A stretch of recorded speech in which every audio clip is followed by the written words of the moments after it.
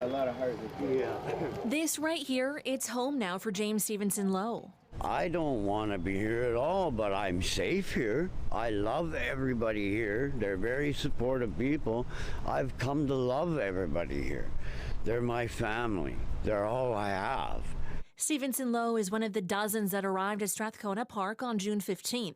He says he understands it's not easy accepting people pitching a tent in your neighborhood, but he's inviting a conversation for anyone that's worried. Come down and meet with us. Talk with us. Have a coffee. You're more than welcome. We'll explain to you what our problems are. Not all of us are bad people. Suzanne OShea lives nearby and says she's at the park several times a week hanging out and checking on her garden patch. I still feel safe coming here, and maybe in a sense I'm sort of treating them as, these new neighbors are just really people in the community. But for Jordan Newberry, he's not fighting for the tent city to be torn down. He just doesn't want to see it growing. A lot of people don't come out here because it's not a place where you want to bring your kids. And now that it's taking over the playground, and it's just, and if there is people in charge, I don't know who's in charge and who's the one saying where do you draw the line, right?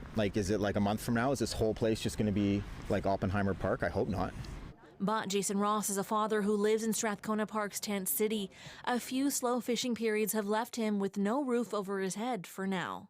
I think it's perfectly safe to bring your kids here. There's no open use or open profanity.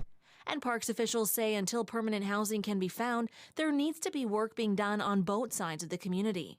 I think people in the neighborhood are working on that from their end, and people here are working at it from the camp's end. And those who live in the tent city are reminding their neighbors one thing: just come and join the conversation. The neighbors are a little skeptical of us because they're not too sure of how to accept us, right?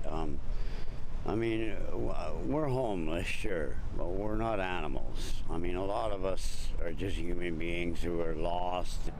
As more tents continue to pop up around Strathcona Park, many neighbors in the area say they hope to continue the conversation about safe living and sharing the space.